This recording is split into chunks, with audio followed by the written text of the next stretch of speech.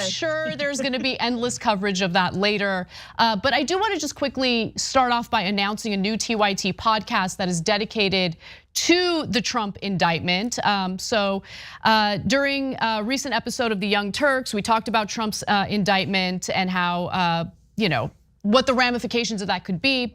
But if you go to wherever you get your podcast, you will find some info on this TYT podcast, which I'm looking for the name of. In fact, give me a minute, I'm gonna look for more details on this, but we are dedicating a podcast specifically to this Trump indictment and what follows that story.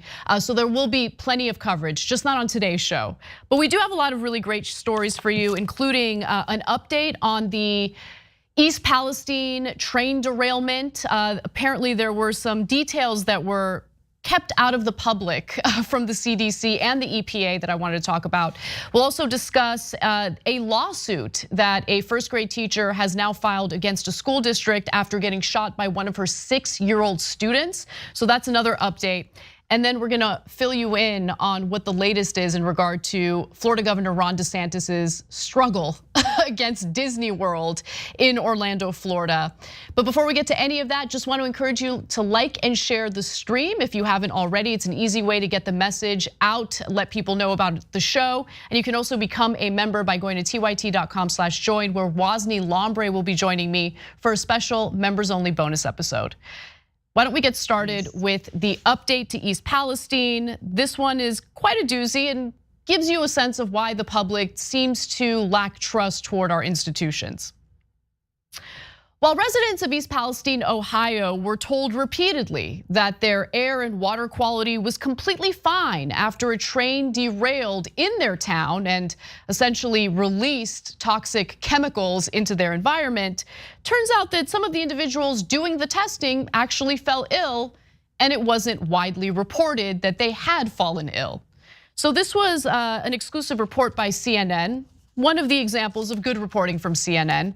And before we get to who got sick, why they got sick, and what the excuse is in terms of why the public didn't know about it, let's just do a quick refresher and give you context into what happened during this train derailment. So 11 cars carrying more than 1 million pounds of hazardous chemicals ended up derailing in East Palestine, a small town in Ohio. Now, the chemicals spilled into the soil and air and into 2 small creeks that run through the town. A car carrying flammable vinyl chloride became unstable, sparking fears of a massive explosion. So they decided to do what was referred to as a controlled burn, although there are some conflicting reports as to whether they needed to do a controlled burn. There could have been safer ways of doing this. Nearby residents were evacuated while small holes were punched in the rail cars so vinyl chloride could be channeled into a trench where it was burned. A black mushroom cloud rose over the town and left ash and soot on cars and buildings for miles around.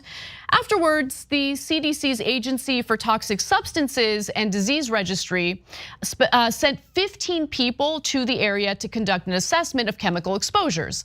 And one of the things that the investigators do is they go to households near the derailment site to ask them if they're experiencing any symptoms related to exposure to these toxic chemicals. And I'll give you the results of their study in just a moment. But before we do, the investigators, some of them got real sick. Now remember, they sent 15 CDC employees to do this investigation. 7 US government investigators briefly fell ill in early March while studying the possible health impacts of a toxic train derailment in East Palestine, Ohio. The US Centers for Disease Control and Prevention confirmed to CNN. So Francesca, 7 out of the 15, nearly half of them got ill, and they suffered from symptoms like sore throat, headaches, coughing, nausea, basically the same symptoms that the East Palestine, Ohio residents were experiencing, but were told repeatedly, everything's gonna be okay, you're gonna be fine, everything is safe. Absolutely. I mean, if only this were in Cuba, and then we could call it, the East Palestine syndrome, and do 60 Minutes, which we're going to talk about, reports all about the syndrome that must be related to Fidel or something. No, and I'm making that joke because obviously this is why TYT and your coverage is so important is because this is a story that a lot of mainstream news outlets have left, like a toy that they're done playing with. It's done, it's over. We're not gonna follow up, and because it's not follow, it's corporate malfeasance. It fingers both the Biden administration and Republicans. We don't want to touch it. No, this is exactly why we have to talk about this. And of course there were people who are gonna get sick, and of course the residents are gonna be like, see what happens? This is, mind you, after the head of the EPA goes and drinks the water performatively. I think there's like 2 or 3 moments where different officials are drinking the water, just a total slap in the face. And so, yeah, and I think the CDC workers, yes, it's a little bit delicious, sort of, hypocrisy and justice maybe, but they didn't want to necessarily be there cleaning up the mess of, essentially a massive, railroad barons malfeasance. Yeah, they didn't want to be the ones to be the guinea pigs, and yet here they are, as if they hadn't been through enough in these last, 3 years of the pandemic.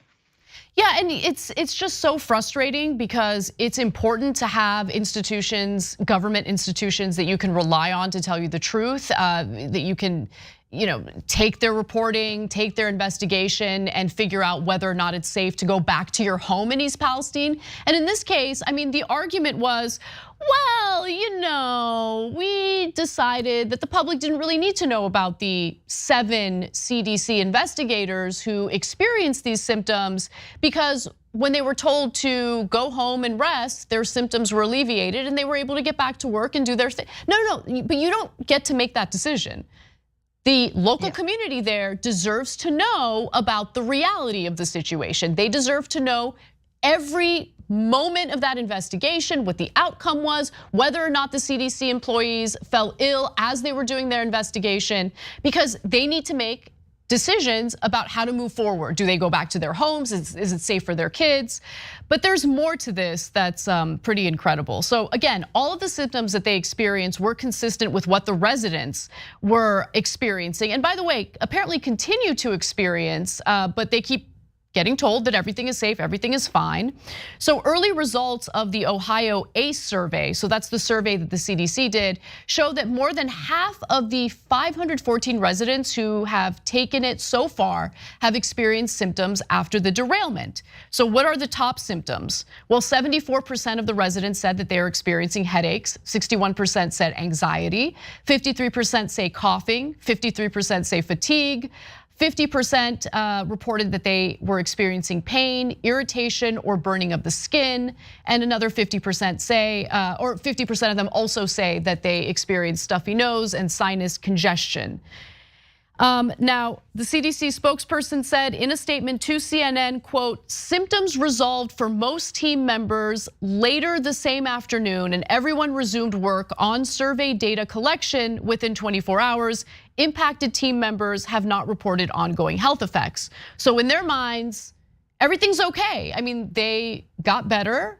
They were able to go back to work within 24 hours. So that's the reason why we just didn't really feel the need to report this widely. And why are we finding out about this now? Because the investigators' symptoms improved soon after they left the area. The incident was not reported to the public, a CDC official said, noting that reports of illnesses experienced by CDC personnel on the job wouldn't ordinarily be disclosed. Why not? Why wouldn't they ordinarily be disclosed, especially if they're investigating something, a chemical release into the environment that could impact the local community's health? It absolutely should be ordinarily disclosed. And then not only did the CDC experience this, apparently there were workers for the Environmental Protection Agency who also reported similar symptoms. They got sick, but since their symptoms got better within 24 hours, apparently they went back to work and didn't feel the need to widely report this or widely report the illnesses to both the press or the local community. Any final thoughts, Francesca?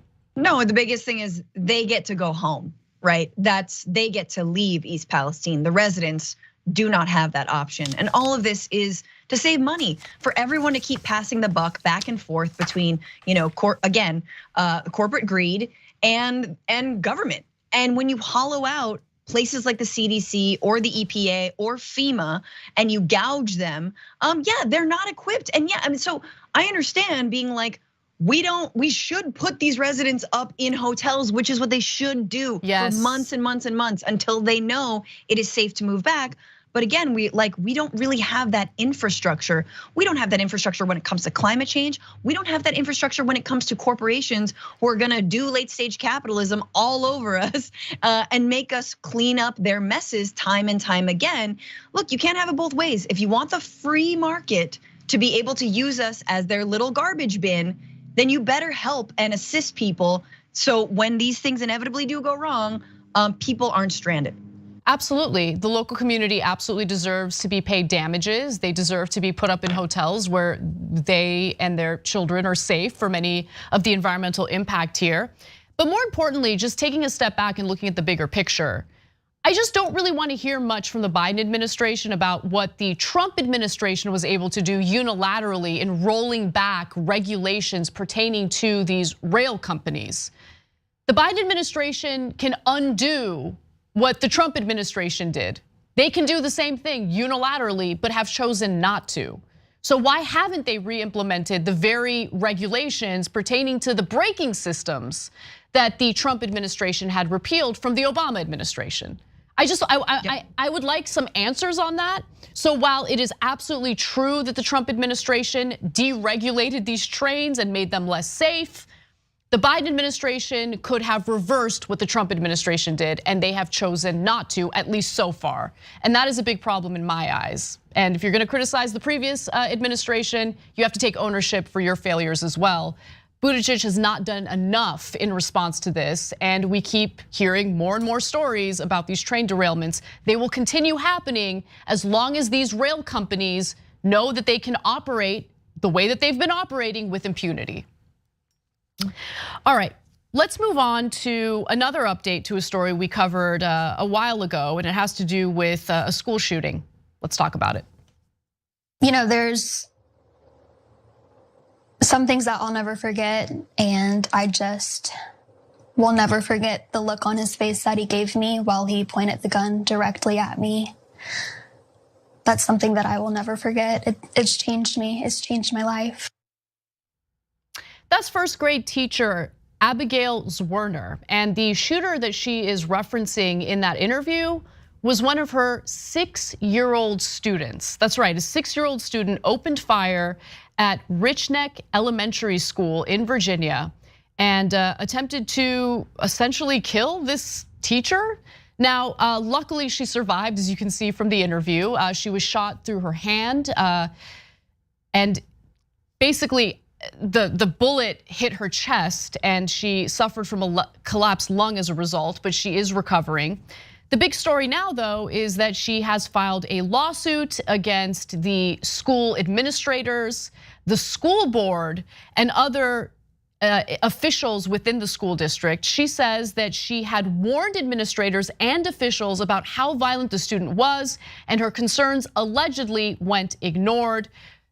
So the lawsuit alleges that concerned teachers and school employees warned assistant principal Ebony Parker 3 different times on January 6th that the first grade student had a gun on him at school. Zwerner claims she also told assistant principal Parker in the hours before the shooting that the boy had threatened to beat up a kindergartner and was in a violent mood. There are more accusations in this lawsuit. Before I get to those details, I just want to open it up to you, Francesca. Keep in mind that the 6-year-old is too young to be prosecuted, which I think makes sense. And so the teacher here is looking for justice, and I think this lawsuit is an interesting way to get it. It's such a bigger story, right? Because it goes to the heart of why we need basic gun control in this country. But let's start with what she said, which was the look on his face. And now maybe there's clarification, but I can only imagine that that look was not a look of like, what am I doing? Oopsies, but it was, I'm mad, I'm a 6-year-old, I'm throwing a tantrum, and I wanna hurt you. And that is terrifying, like on some like Chucky level, child pointing gun at you. Like that's what that sounded like, that it was bone chilling. The problem is so many Republicans, instead of course, because they can't talk about gun control because the NRA gives them too much money. So they have to be like, well, that child was, it's a demon. Demon child, and we should lower the age to be held legally liable for something like that. Like that truly is their answer. It's like, yeah, anti-choice, have your baby. But if you get a bad one, I don't know, put it in jail. Well, the other statement that you might get from some Republicans is that, well, I mean, these schools would be much safer if you just armed the teachers.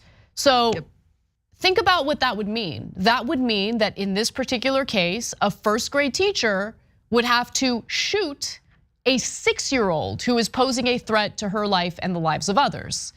I would say maybe we need to rethink some of the policies that allowed for the situation to get to the point that it got in. That's just my thought on it. Maybe you don't get to claim moral high ground ever again if that's your stance and that's your argument.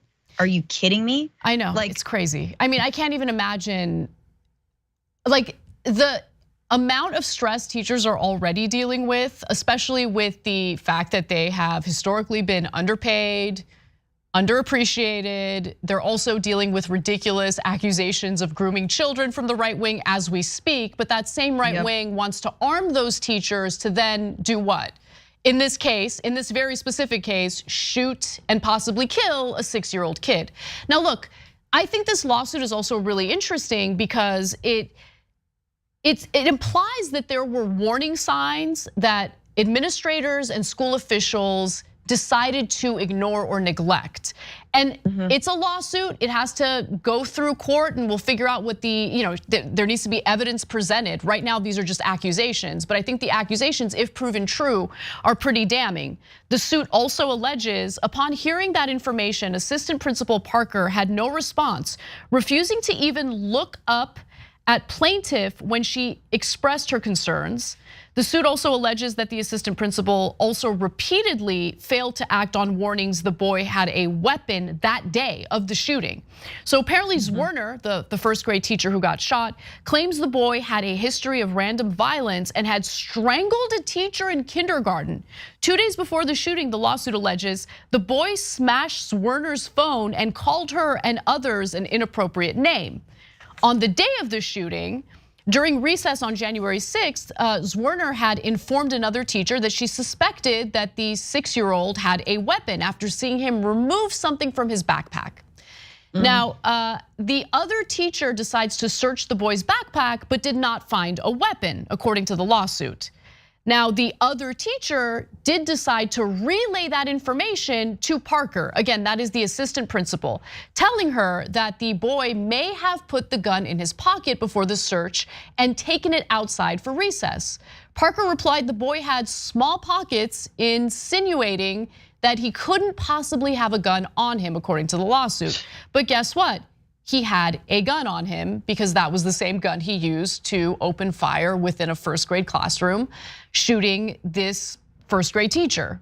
So I don't know if this is proven to be true. I don't know why it would be so difficult to just check and see. Like, why would the teachers make this up? Obviously they're concerned.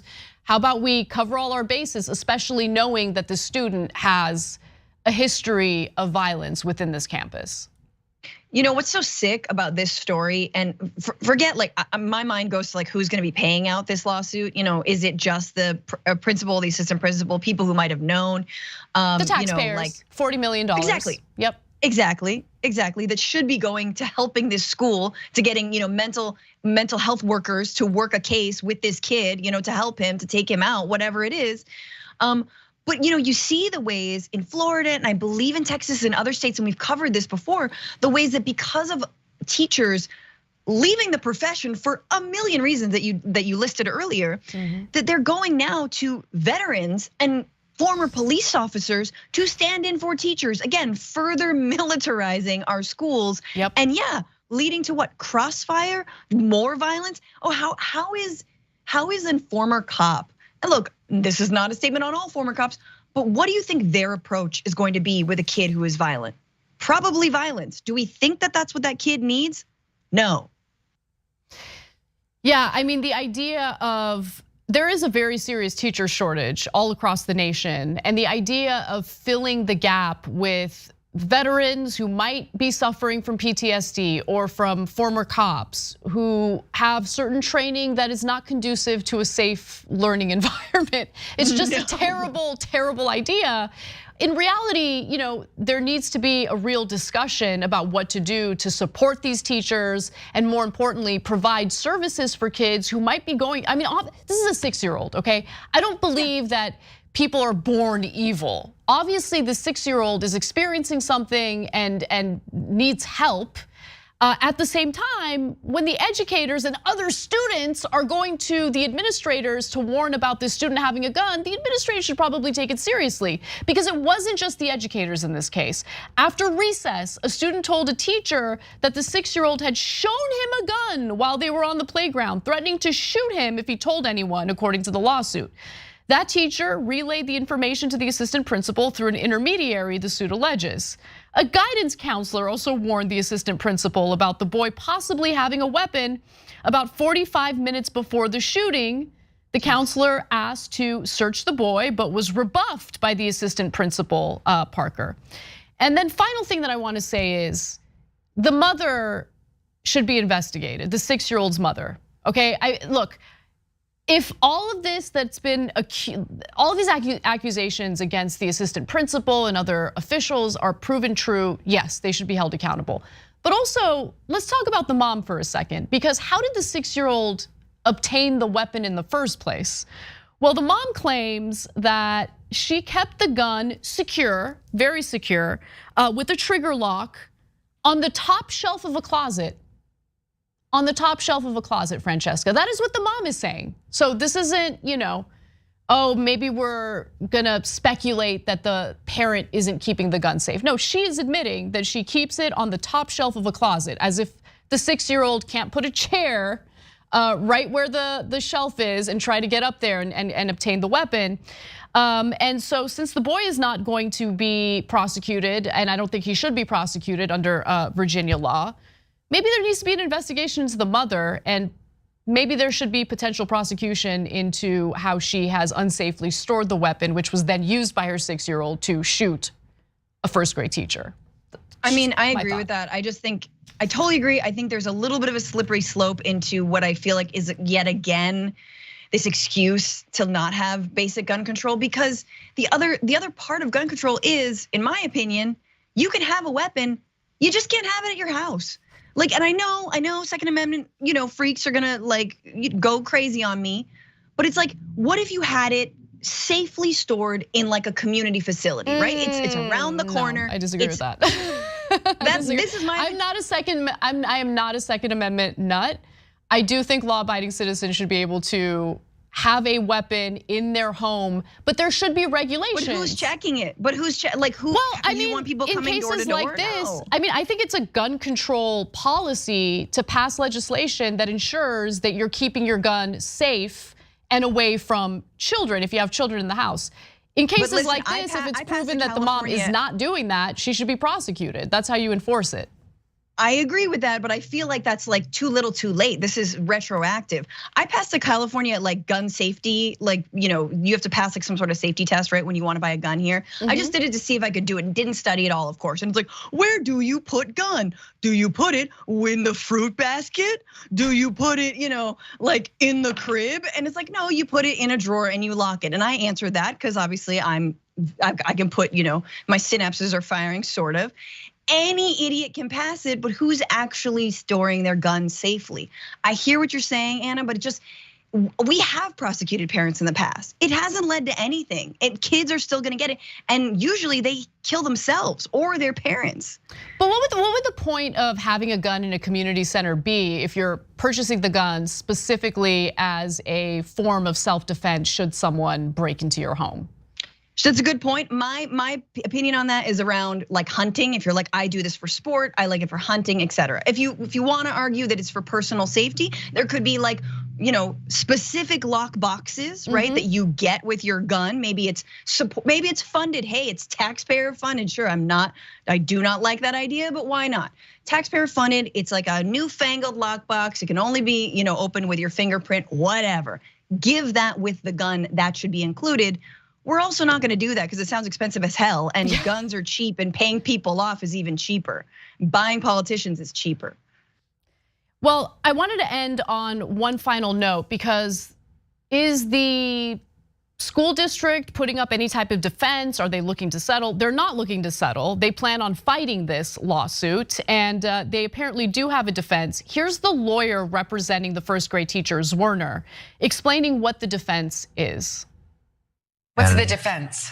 Well, they're going to try to argue that this was a workers' comp, that a person can't sue their own employer in Virginia. But Virginia has very special laws and very interesting Supreme Court cases, and this is an exception. No 6-year-old student is really going to be a risk of shooting a teacher. It's not a part of their job. It's not a night 7-Eleven worker. And so I think the workers' comp defense will fail. I mean, that is an insane defense. And also, by putting up that defense, it seems to be an admission of guilt here. I don't know. Am I reading it correctly, Francesca? What do you think? Workers just like, what a pull in its trust. She was shot in the workplace. I don't, it's all, they're gonna defend it, of course. They're gonna say whatever they need to say. But I think you're right, ultimately, that if this bears out and she can get some kind of compensation, or if she wins this, it should be a lesson to schools also to push back on the narrative that they need to be more militarized and more armed, right? And I think their students, as we've seen in just this last week in Tennessee, students are fired up and they're mad about how much they are being put at risk and their own lives are being played with. We're gonna take a quick break. When we come back, we'll fill you in on the latest with Ron DeSantis's battle against Disney. It's really, really interesting story. He was outmaneuvered by Disney in a pretty incredible way. But if you're on the left, you shouldn't be celebrating it because there's a pretty terrible message there. And later we'll also talk about Marjorie Greene being asked some pretty tough questions during her interview on 60 Minutes. All that and more coming right up. We'll see you in a few. Florida's ground zero for God's waiting room. Can't let that happen.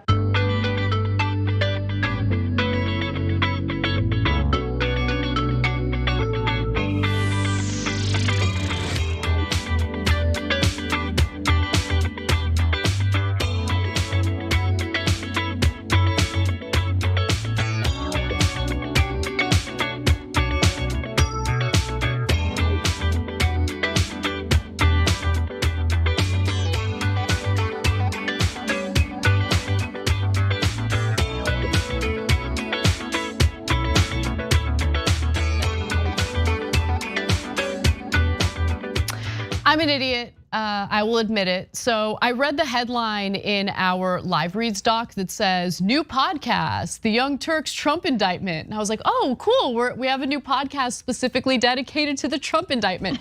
No, we don't actually. That was a lie, because I didn't bother to read this carefully before talking about it.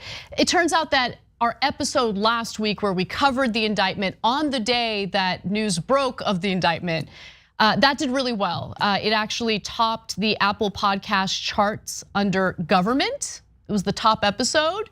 So it was just a way of us tooting our own horn, which I probably wouldn't have talked about at all had I actually carefully read this ahead of time.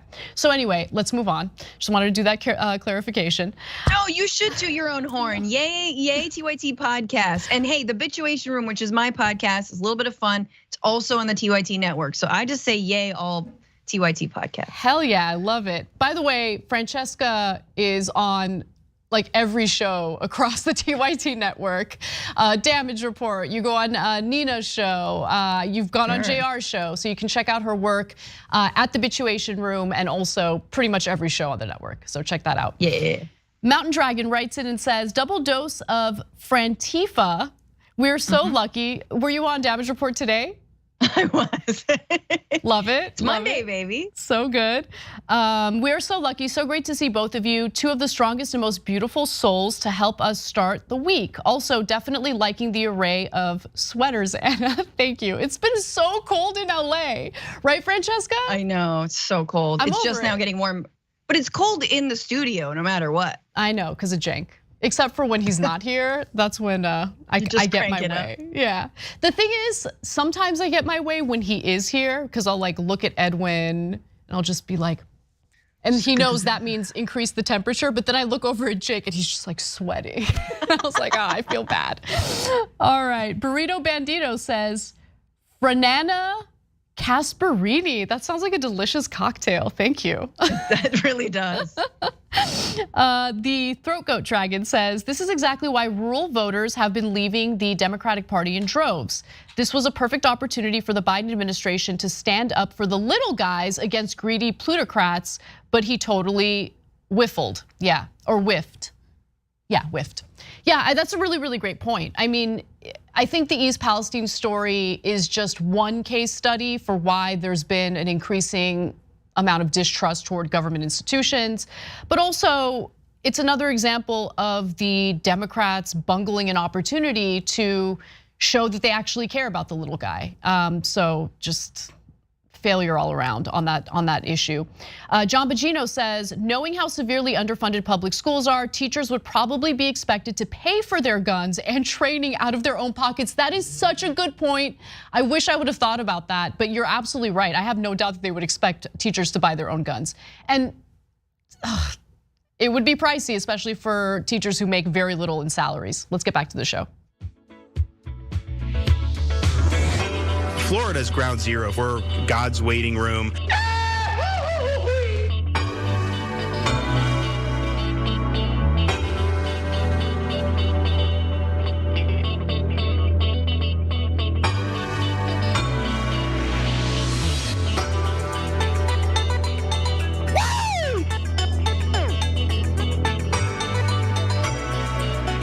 Welcome back to TYT. Anna Kasparian and Francesca Fiorentini with you. Check out Francesca's podcast and show, The Bituation Room. Where can everyone find it, subscribe to it, and support you, Francesca? Oh, hell yeah. On all podcast platforms, The Bituation Room, spell it out, and then follow me at Franny Fio. You can watch it live every Tuesday at Franny Fio on YouTube and Twitch. Love it.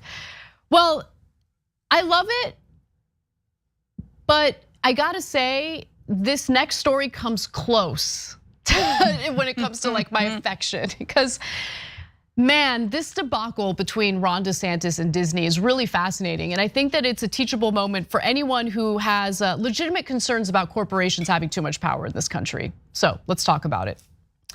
Florida Governor Ron DeSantis is currently losing his culture war battle against Walt Disney World after the executives for the theme park outmaneuvered him. Now, in order to understand this story, you kind of have to back up and try to figure out why Ron DeSantis is going after Disney, which employs 75,000 people in the state of Florida in the first place. Now, weeks before Ron DeSantis's hand-picked board was supposed to take control of the land that Disney World is located in, they actually moved to legally limit the board's power unbeknownst to the governor or the board itself. So let's rewind. Let's try to figure out what the root of this whole debacle is in the first place, and then I'll tell you what Disney did exactly. Republican Governor Ron DeSantis escalating his fight against the house that Mickey built, pressuring state lawmakers to repeal Disney World's unique self-governing authority, the little-known Reedy Creek Improvement District that dates back to the late 60s. They will be considering the congressional map, but they also will be considering termination of all special districts that were enacted in Florida prior to 1968, and that includes the Reedy Creek Improvement District. Political insiders say the battle is really over Florida's new parental rights in education law, which opponents, including some vocal Disney employees, call the Don't Say Gay law. Disney's CEO Bob Chapek initially non-committal, saying after the governor signed the bill into law, Our goal as a company is for this law to be repealed by the legislature or struck down in the courts. So DeSantis's feelings were so hurt over Disney sharing its views on the so-called Don't Say Gay bill that he decided to do away with its self-governing authority in Orlando. Now, Disney has a board that makes decisions about that land called the Reedy Creek Improvement Board. DeSantis wants to replace that board with what is referred to as the Central Florida Tourism Board of Supervisors. Now, before that Tourism Board of Supervisors came into power, Disney decided to do something, or at least the Reedy Creek Improvement Board decided to do something. Ahead of an expected state takeover, the Walt Disney Co. quietly pushed through the pact and restrictive covenants that would tie the hands of future board members for decades, according to a legal presentation by the district's lawyers. One of DeSantis's appointed board members describes the reality of the Disney move by saying, "This essentially makes Disney the government. This board loses, for practical purposes, the majority of its ability to do anything beyond maintain the roads and maintain basic infrastructure." That is insane, Francesca. I mean, while I see a lot of MSNBC liberals dunking on Ron DeSantis over this, and I totally understand the temptation to do so because Ron DeSantis is, especially the fact that he's retaliating against Disney over their views on his legislation. I gotta say, it is not a good look to cheer on a corporation having this kind of power, especially when we're talking about power that's more, I guess, powerful than elected lawmakers in the state. For sure, and in 1967, it was so, discussing why they wanted this board, is basically because they wanted to make sure that the neighborhood wouldn't be full of like working class people. Like they wanted to make sure the neighborhood like looked pristine and manicured and looked like Disney World. Apparently they didn't like the way Anaheim and the way Disneyland looked. Anaheim is fairly middle class. Yeah, and it's nice, but like they wanted, that was the move.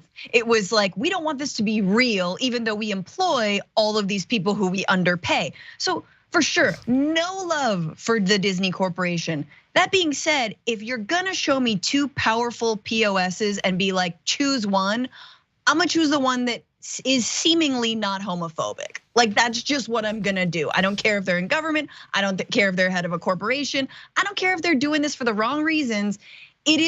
I'm gonna go with the person who is standing with LGBTQ people, even if it is just a ploy to make money because they realize it's not profitable to be hateful. Right. Sure, that's fine.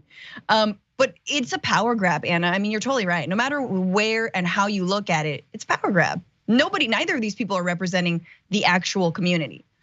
What's incredible is that the Reedy Creek Improvement District, basically they approved that agreement on February 8th, which was the day before the Florida House voted to put the governor in charge.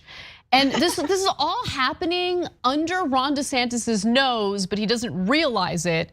The declaration, this is the best part, this is amazing. The declaration is valid until 21 years after the death of the last survivor of the descendants of King Charles III, King of England, living as of the date of this declaration, if it is deemed to violate rules against perpetuity, according to the document. I mean, that line is incredible and also seems to be trolling DeSantis to some extent. A development agreement allows Disney to build projects at the highest density and the right to sell or assign those development rights to other district landowners without the board having any say, according to the presentation by the district's new special legal counsel. So in response to this, DeSantis is of course freaking out. The right wing in the state of Florida is freaking out. They have employed some high-powered DC attorneys that have defended Ron DeSantis when it comes to some of his other culture war related stunts. DeSantis placed those Disney allied board members with 5 Republicans on February 27th, who discovered the binding agreement the previous board approved. So they are irrelevant now as it stands at this moment. The handpicked Ron DeSantis board has no power based on this outmaneuvering by Disney. And Disney says, good luck with your fancy lawyers, bro. Good luck with your fancy lawyers. They say all agreements signed between Disney and the district were appropriate and were discussed and approved in open, noticed public forums in compliance with Florida's government in the Sunshine Law. That's pretty incredible. I don't know how Desantis and his cronies missed this. Maybe he was too busy crafting his next culture war, bigoted legislation to distract from the fact that he does nothing to improve the lives of Floridians at all. But any final thoughts on this, Francesca? I mean, that last point, just like the improving the lives of Floridians, right? How is Disney doing that? I would argue not much, right? I mean, and the, in terms of like give your workers a raise or your cast members a raise, we know they've been underpaid. DeSantis is trash. And then finally, I'm just waiting for a corporation in Florida to actually take a stand. Like, I like that this is a stand. It's very funny. I love that line.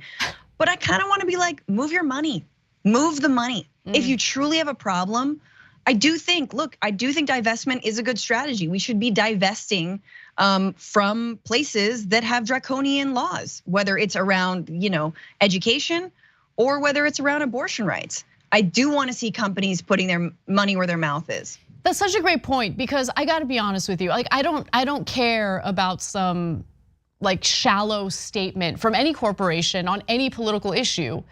Why do we seek statements from them knowing that they're just gonna say whatever they need to say to placate the individuals asking for a statement? You're right. I mean, talk is cheap. Actions actually communicate to the public that they stand firm on what they're saying. And of course, Disney's not gonna do that.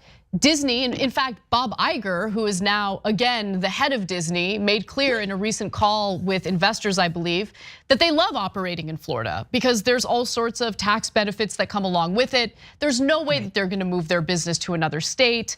And DeSantis is saying, don't worry, I'm gonna keep fighting against them. I'm gonna keep fighting against Disney. He claims that Disney did not provide adequate notice, lack of consideration, improper delegation of authority, ethical violations. We'll see how that all plays out. But also keep in mind that when lawmakers allow for corporations to have more power than elected lawmakers do, sometimes the chickens come home to roost. And I think DeSantis is starting to realize that right now. All right, we got to take a break. When we come back, a pretty off the rails interview featuring Marjorie Greene and Leslie Stahl on 60 Minutes. The part of that interview that I wanted to talk about was Marjorie Greene having to answer some pretty difficult questions about who she is as a person. She failed in the context of this interview. We'll give you that and more coming up in the next segment.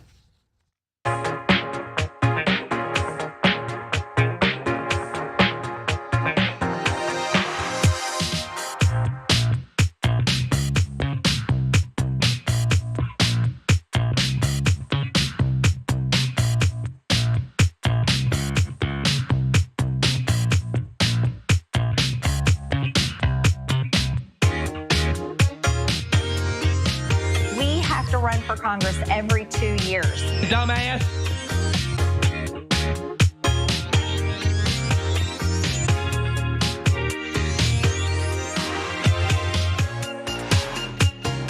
Got a lot of opinionated individuals in our comments section. Why don't we go over to our Twitch community where the Progressive Carpenter says, I'm Progressive Carpenter, are you Jesus? Jesus is watching the show, everybody. Reveal yourself. I'm waiting at my mechanic shop for a ride and they just gave me a beer. They always give me a beer while I wait. First of all, thanks for sharing that, that's awesome. I never get that when I go to the mechanic. I usually get claims that I need to do all sorts of things to my car that I know I don't need to do to my car, but they're trying to upsell me and think I'm dumb because they think women don't know what they're doing. I usually don't take kindly to that, Francesca. Do you ever deal with that when you get an oil change or something? Where they're like, yeah, it turns out you need to actually replace your whole engine. Yeah, it's like, just because I don't know how this works doesn't mean you can cheat me. Like, right. I'm sorry, I don't know. Give me a few YouTube videos, give me a few hours, and then I'll come back with a quote. But just, yeah. My favorite is like when they'll be like, oh, you really need to change your cabin filter. That'll be an extra $60. And I started doing this thing where I just buy the $12 filter myself. And I'm like, oh, you need to change the filter? Here you go. Can you put that in for me? Put it in. Yeah. The electrician says, to be honest, it's kind of nice to hear some news that isn't just about Trump. Thanks for the update about East Palestine. My pleasure, and thanks to Kate Bettino, our producer, for pitching that story. It's a story that I want to stay on. I don't want to just forget about it because, look, there's so much news happening that oftentimes you just kind of, for better or worse, you move on to what the big news story is. But that East Palestine story is just a microcosm of so much of our governmental dysfunction. I want to stay on that and see how it develops. You can tell me, Jess says, by the way, thank you for resubbing for 33 months. Been watching TYT since 2015 and every day I learn something new. I'm super proud of our TYT family. Let's keep on growing and learning together. Hashtag TYT strong. It's a super sweet comment and I love that kind of thinking. So thank you for that.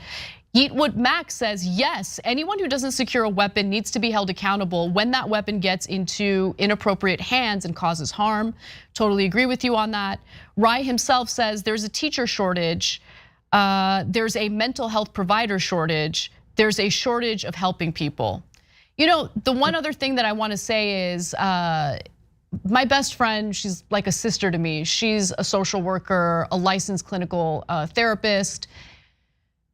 There's a real crisis happening in social work as well. I mean, at least in LA. She's having difficulty with holding on to employees. They're burnt out. They're also underpaid and underappreciated. When we talk about the importance of social workers, again, talk is cheap. They deserve to be compensated appropriately for the incredibly difficult work they do and important work they do. Let's go to Agnostic Sister who says, there are no kids in my household and my gun is still in a locked safe, unloaded. Solo Flight 1 says, Ron Debacle. Yes, new nickname. Zachary Stark says, Ron is stupid for thinking he could take down Disney that easy. And Killa says, what does King Charles have to do with this? Yeah, the King Charles thing seems like trolling. Let's get back to the show.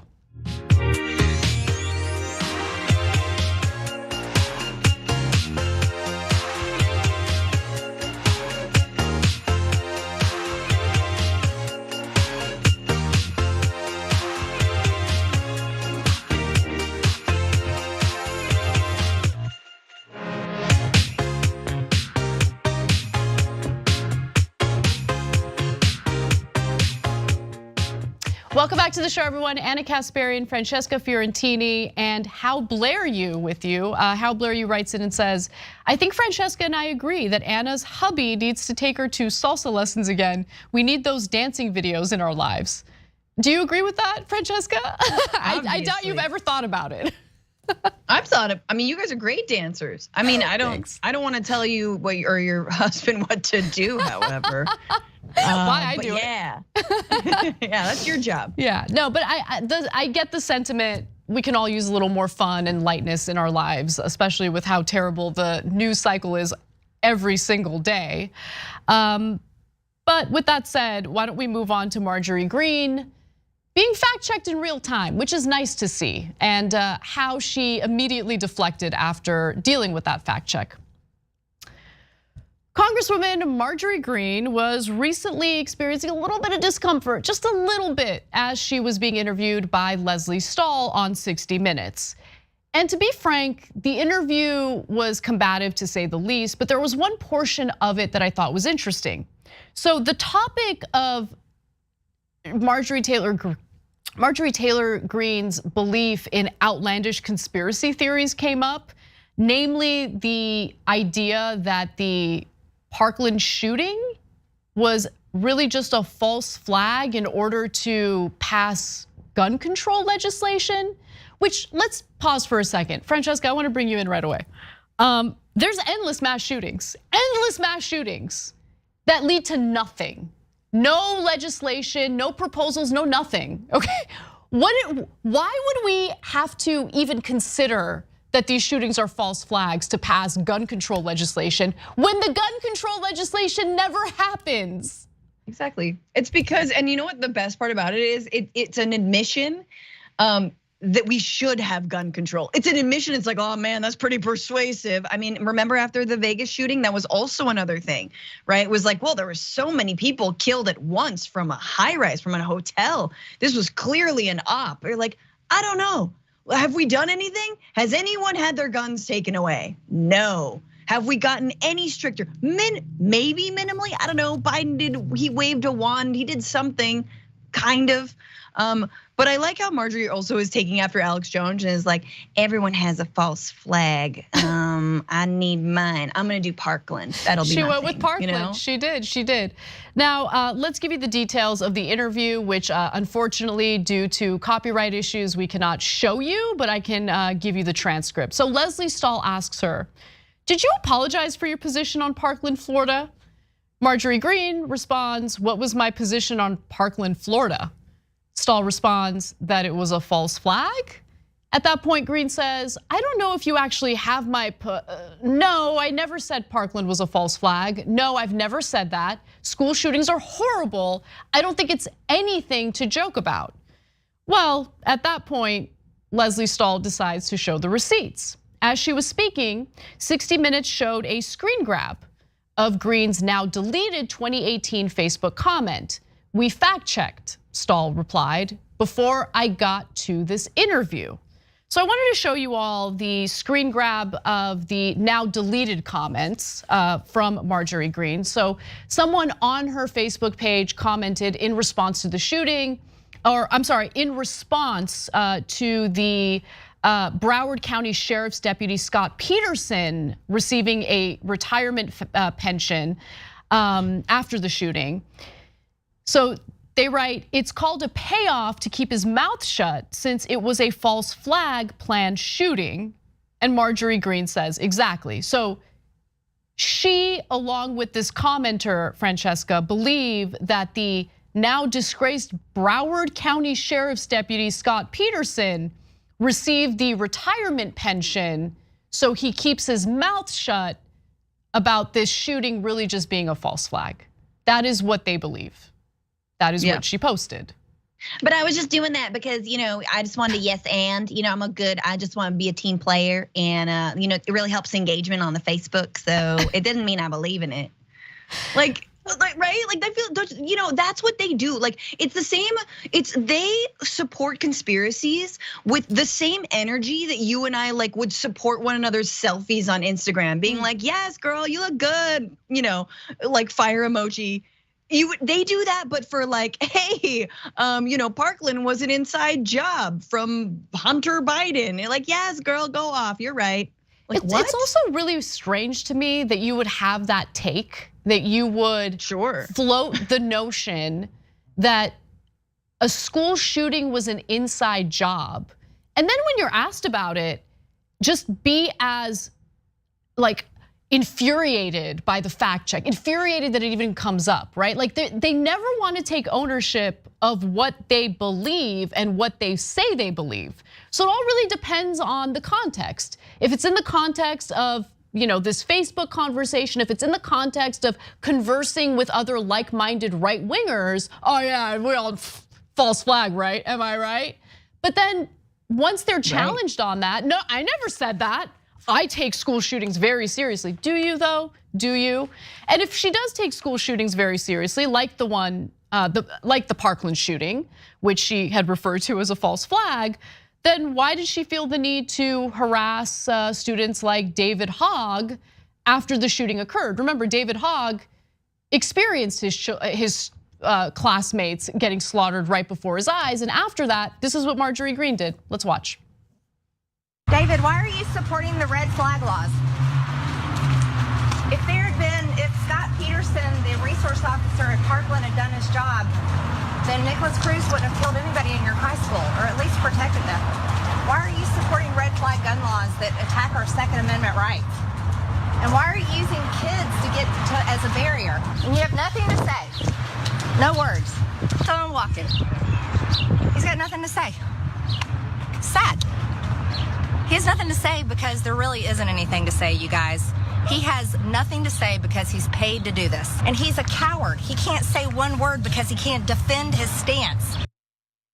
Speaking of the inability to defend your stance. After Marjorie Greene was fact-checked by Leslie Stahl, she responded with deflection and word salad nonsense. So here you go, this is what she said. Have you fact-checked all my statements from kindergarten through 12th grade and in college? And as I've paid my taxes and never broken a law, and I got a few speeding tickets. Do we need to talk about those too? Because I think where you're going down is the same attacks that people have attacked me with over and over. Well, they might have attacked you with it over and over because you alleged that a school shooting was a false flag in order to pass gun legislation. So why don't you defend what your views are? This isn't an attack. This is asking you whether you apologize for that claim or whether you want to defend that claim.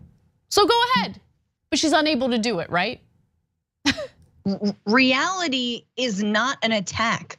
Using your own words, the things you said, the video evidence of you telling David Hogg that he is paid, right? That like, what do they expect us to do? And this is why ultimately zooming out on this entire story and the back and forth, and we could debate it.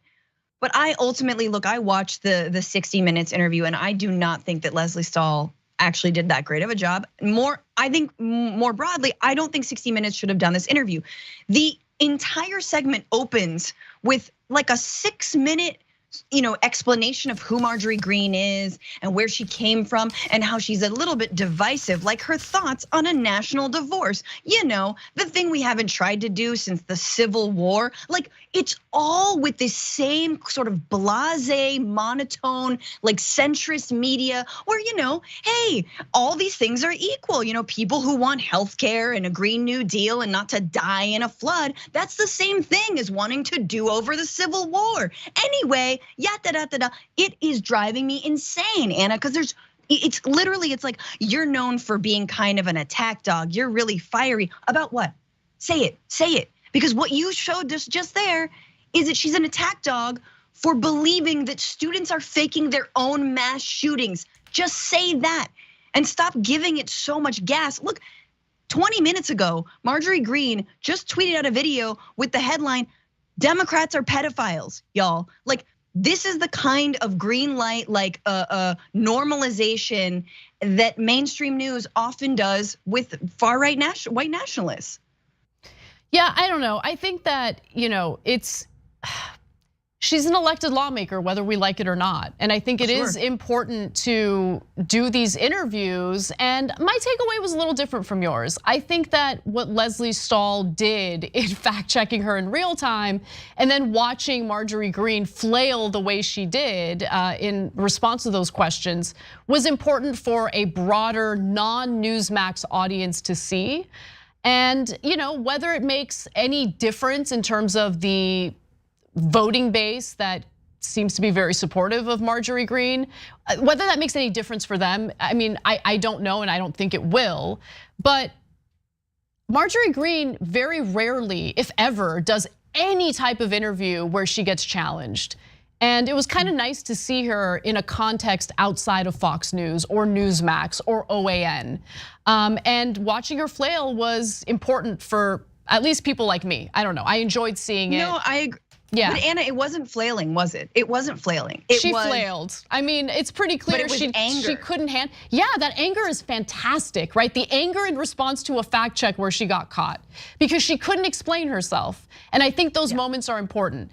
Now, with the rest of I hear what people are saying, you shouldn't platform her. Again, she's an elected lawmaker, so ignoring her and pretending like she doesn't exist also doesn't help the problem. So, it's an ongoing debate. I think the interview was important to do, but I hear what you're saying. It's a different perspective, and I respect that. Yeah. It's just it's like a Kellyanne Conway conundrum, right? That's definitely a TM. The Kellyanne Conway conundrum, which is how many times can you invite someone on when they just lie to your face? Will you still give them airtime? Because clearly she was about ready to walk. I mean, if Leslie had pushed it even further, she was like, what are you gonna do? You got a parking ticket? And like she freaked out. And yes, you could call it flailing. I call it sort of a bitter partisan, like honestly, like an ultimatum, right? It was a little bit of a like, I'm gonna walk away from this interview if you keep on going down that road. Yeah. All right, there was one more story left that I really wanted to do with you, Francesca, but we're gonna have to hold off on it. Thank you for doing the show with me today. Francesca Fiorentini has a fantastic podcast you should check out, The Bituation Room. Also watch her on all of the shows. She was on Damage Report earlier today, so make sure you check that out. Francesca. And tomorrow. With you. Love it. Always a pleasure. Have a great night. Yes. We'll see you soon. All right, everyone, we're gonna take a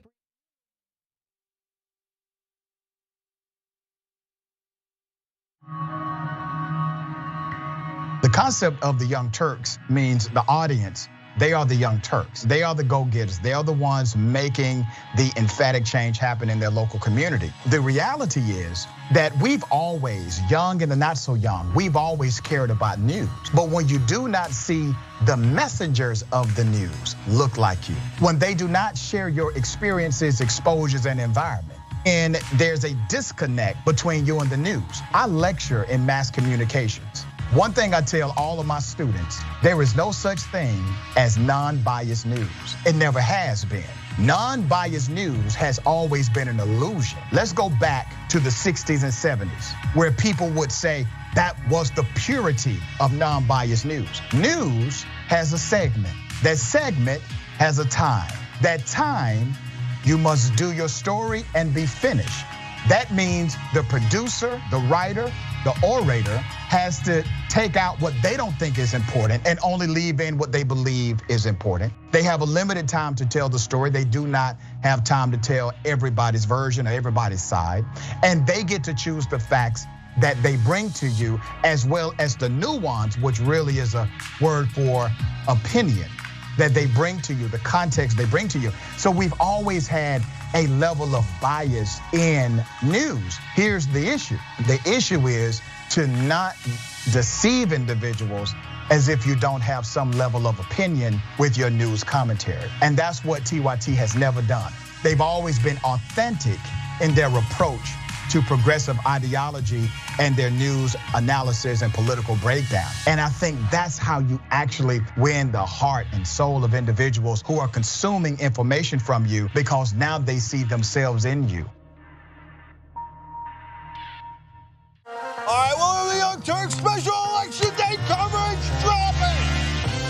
An amazing power panel. Look at this panel. You want to talk about power? Like a smart Destiny's Child. We're all too strong. We spun a revolution.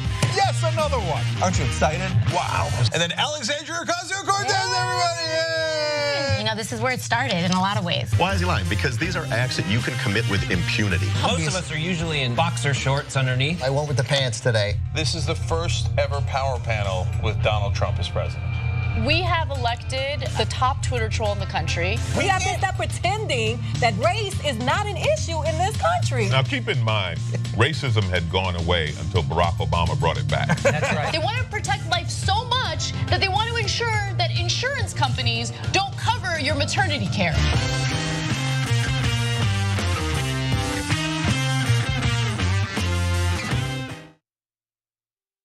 There is so much heinous news out there. That's why we've got to laugh, not to cry. So join me, Francesca Fiorentini, and some of my progressive friends, comedians, actors, experts, and activists, as we deliver an hour of laughter and analysis every week on my podcast, The Bituation Room. The Bituation Room is an invitation for all of us to take ourselves a little bit less seriously while still giving you some concrete ideas for action. New episodes are available every single week. So join the Frantifa and listen to The Bituation Room on Google Podcasts, Apple Podcasts, or wherever you get your TYT network podcasts. And make sure to subscribe and give the show 5 stars, because I like stars.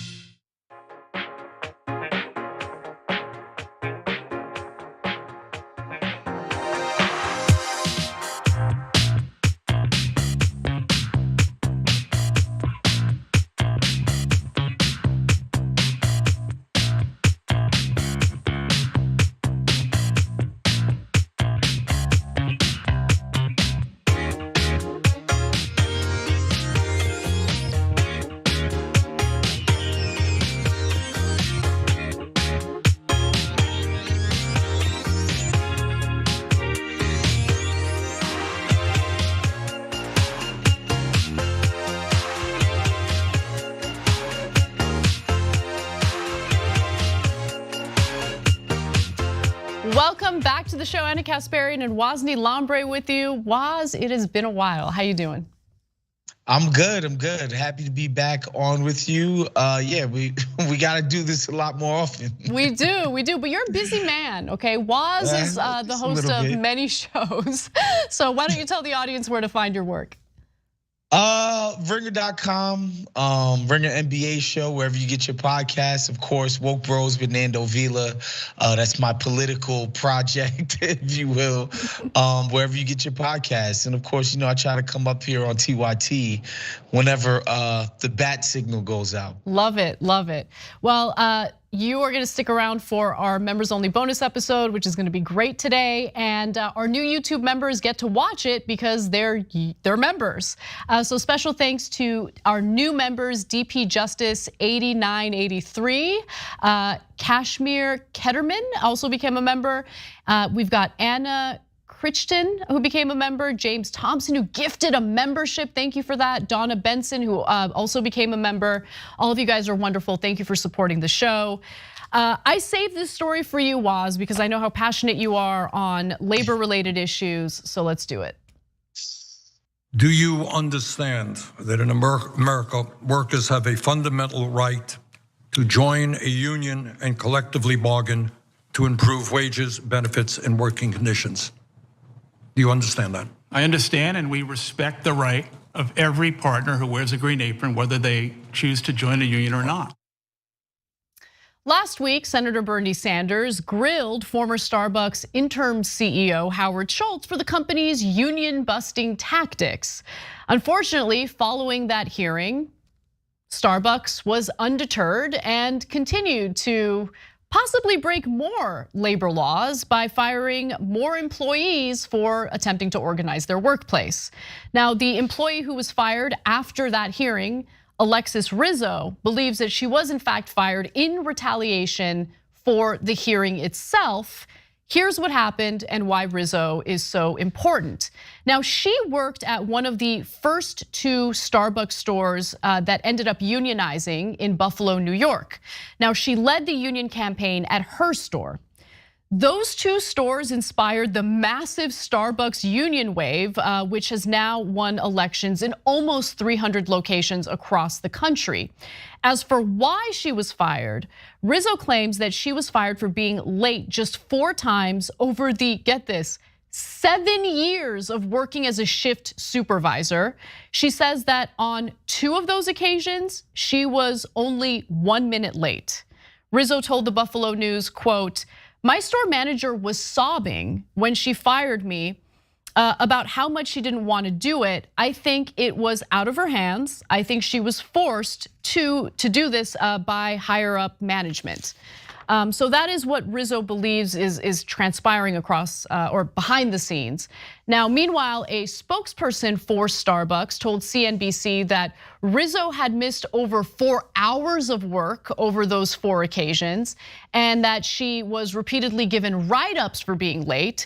Now, you should take the company's statement at face value if you are dumb.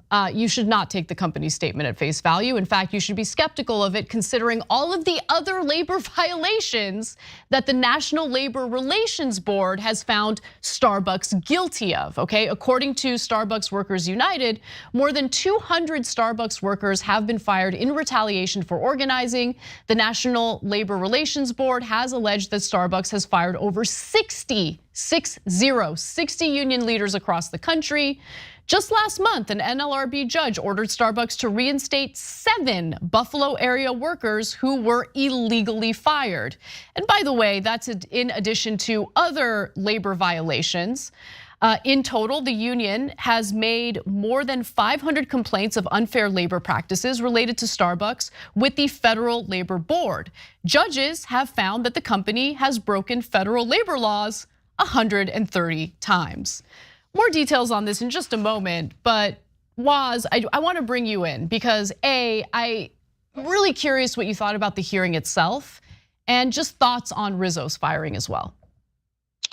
The hearing I found to be quite interesting because it forced the Democrats to actually take a side against the corporate overlords, which is not something that they ever want to do unilaterally. Bernie's gonna always be out there, amass against these guys, right? Every now and again, you'll get a Liz Warren to come out and go against him. Joe Biden, rhetorically, every now and again will feign some support for the working man, but we know where he ultimately stands. So I found that to be quite interesting, where all the Democrats, people like Chris Murphy, had to come out and be like, this is crap, this is BS.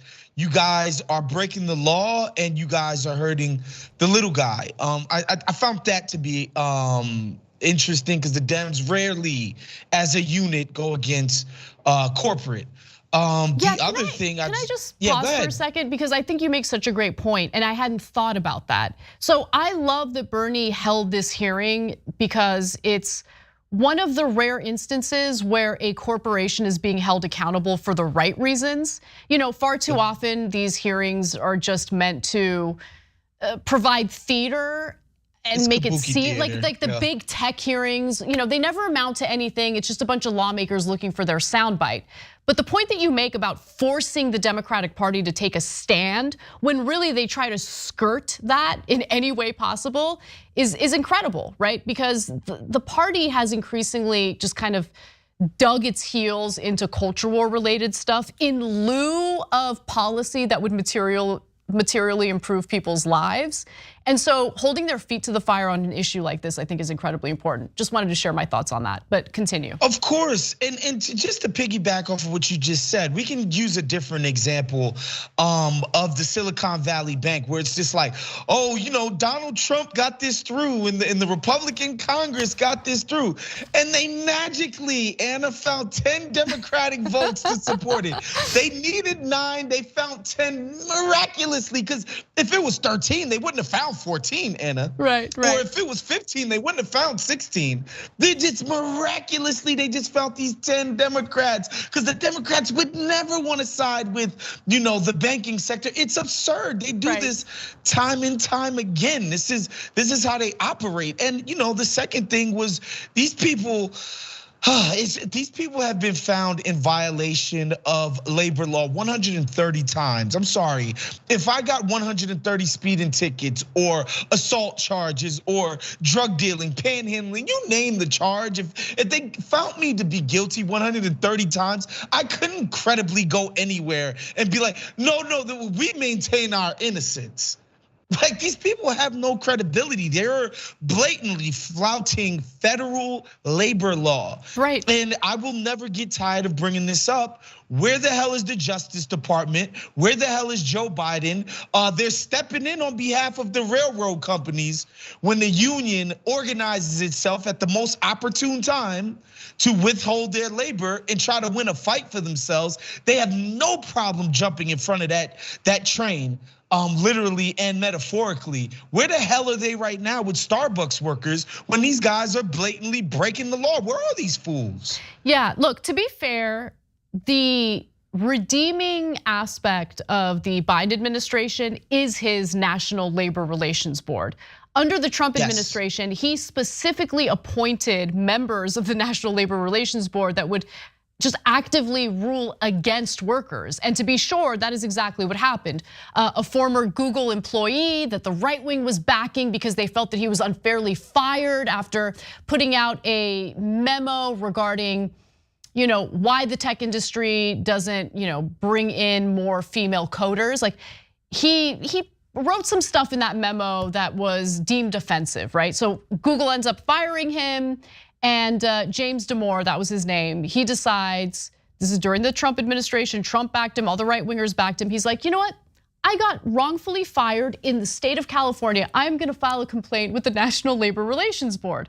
Well, the NLRB had a bunch of Trump appointees who were against labor, and they ruled against him, ruled against Damore, right? Which, talk is cheap. The right wing might pretend like they're these free speech warriors who want to back this poor employee, but when push comes to shove and they have to make a decision between a worker or a corporation, they're gonna go with the corporation every time. And that story perfectly 100%. showed that. And you're right. He does deserve credit for appointing actual people who want to uphold laws that are already in existence, by the way. They're not making new rules to protect workers. They're just like, can we just uphold the actual labor laws that are already on the books? And like, yes, kudos to that. But we know, man, when these folks want to rally around something, it's not hard to gin up the support.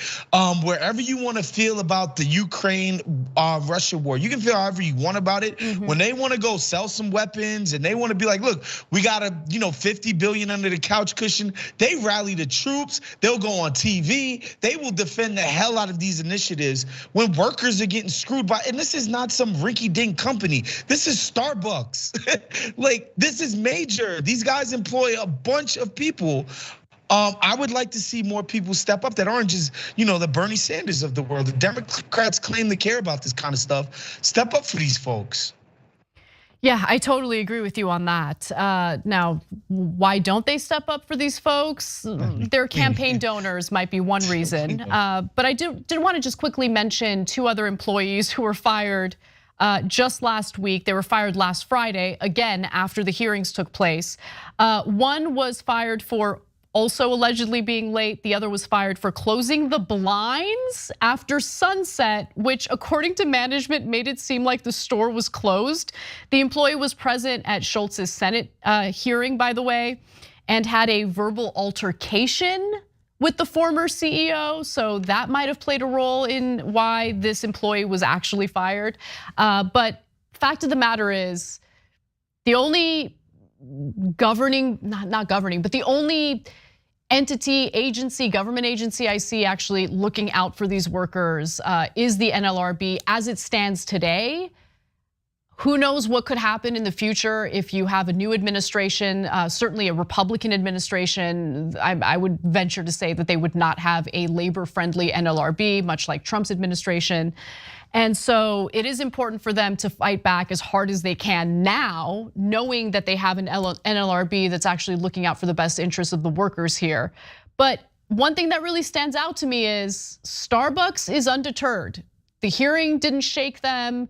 The decisions by federal judges showing that they had violated federal labor laws does not deter them. They continue violating these labor laws because they think they can without any real consequences. So the next question is, what's the enforcement and what will the consequences be should Starbucks continue violating labor laws? And we'll see how that plays out. Any final words on this, Waz? I mean, I don't know that these folks can count on the executive branch, and obviously, as well as anybody, the judiciary, Supreme Court, this thing will get, they will tear these labor laws in shreds. That's such a good point. In that damn court. So yeah, let's hope that something can shake out for these folks. For now, why don't we move on to how Americans, including the majority of Republicans, feel about the culture war lodged against their preferred politicians, by the way. This is an incredible survey that was done by Data for Progress.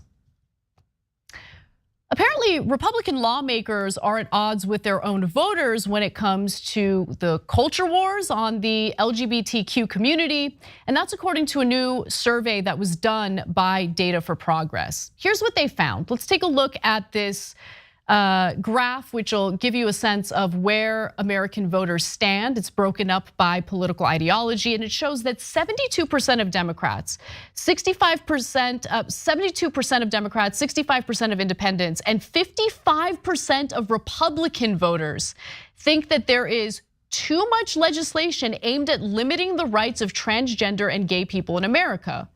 Voters are also seeing through Republicans' idea of so-called woke identities. So the poll also found that 57% of likely voters overall agree that transgender identities occur naturally when free societies permit individuals to identify outside of societal norms, whereas only 33% view transgender identities as a woke invention. So I want to go back to the first part of this poll, was because I was actually a little surprised to see that 55% of Republican voters are like, yeah, this is just culture war nonsense and it's unnecessary. Because it seems like they love it if you watch corporate mainstream media, but it turns out, no, Republican voters are just like everyone else. They see the culture war as a big distraction. They also want lawmakers to improve their quality of life and their material conditions. But there really aren't many politicians who are willing to do that. So in lieu of political representation that benefits and improves their lives, they just go along with the right wingers who own the libs. That's the way I read this. I'm curious what you think. I can't say that I'm that shocked by it, in the sense that even if you are some rabid right winger foaming at the mouth and wanting to, hurt and be, cruel to trans people, in real life, they don't interact with trans people.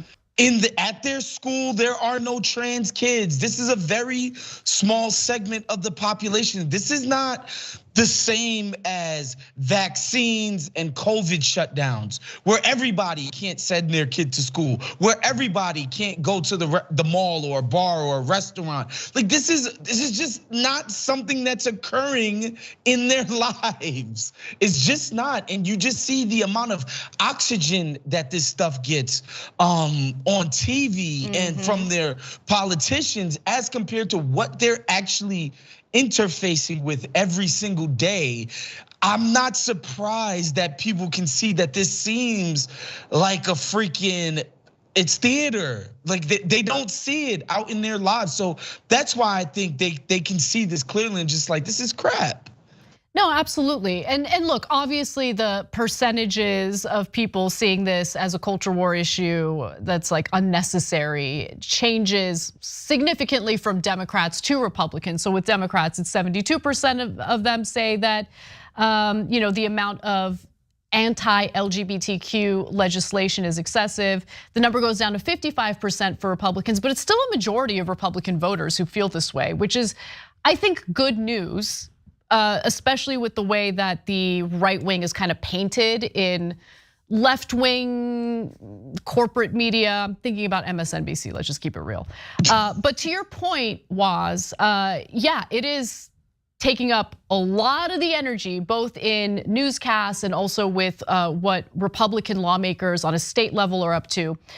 For instance, there have been nearly 430 separate bills that have moved or are moving through the state legislature this year pertaining to restricting or limiting the rights of LGBTQ individuals. At least 10 states have banned gender affirming care for minors, and another 21 have introduced bills. 19 states have also banned transgender students from participating in school sports matching their gender identity. 16 states have offered bills that would restrict or ban drag performances in public spaces. And if the calculation here is that the Republican candidates in future elections will do well by running on these issues, I think the midterms will show you not necessarily. So just a quick refresher, the 2022 midterms really delved into these issues heavily. Republicans in midterm races are embracing anti-trans rhetoric like never before. And that is a headline on November 3rd of 2022. But it seems to have backfired to some extent. Let's go to graphic 5, analysis. Voters repudiate attacks on trans youth in midterms. And survey showed midterm voters cared strongly about abortion access and trans rights while disapproving of Trump brand election denialism, as younger people and independents broke for Democrats despite widespread disapproval of President Joe Biden and concern about the economy and high inflation. So final word on this, I'll give to you, Waz. What do you think really happened there? Do you think that the anti-trans rhetoric and policy coming from Republicans really did persuade young voters who otherwise hate Joe Biden and the Democratic Party to vote, to get active? No, I think it's the contempt for right-wing voters by right-wing politicians that have kind of doomed them here. Like, you can have the first part, but you have to translate it into something that actually affects these folks' lives. Like, for instance, the affirmative action thing, right? Like, where you can say to voters of all races, by the way, who aren't black specifically, like, yo, these left wingers, they're so crazy. They want to help the black people at all costs, even at the expense of you, person who wants their kid to go to a good college. So many Americans on both sides of the spectrum are trying to get their kids into college. So you can make that connection. Like like, all right, we're willing to follow you. And then, okay, yeah, this is somehow screwing me on the other end. I understand that. With the trans thing, it's like, there's no trans kids at my kid's school. I don't have any trans parents in my neighborhood. I don't see trans stuff ever. And all these people ever want to do is talk about trans stuff. All right, cool, but when does it actually start to affect my own life? And I think it's that miscalculation. Like, these people have a very high level of contempt for their voting base. And it shows with stuff like this trans stuff that doesn't compute and doesn't translate. People are not that stupid, even right wingers, guys. Yeah, no, I think you're right. I think you're right about that. All right, we got to take a break. When we come back, we'll talk about incredibly important policy proposals coming from the great state of North Carolina. The heavy topic of banning participation trophies. Don't miss it. We've got that and more coming right up.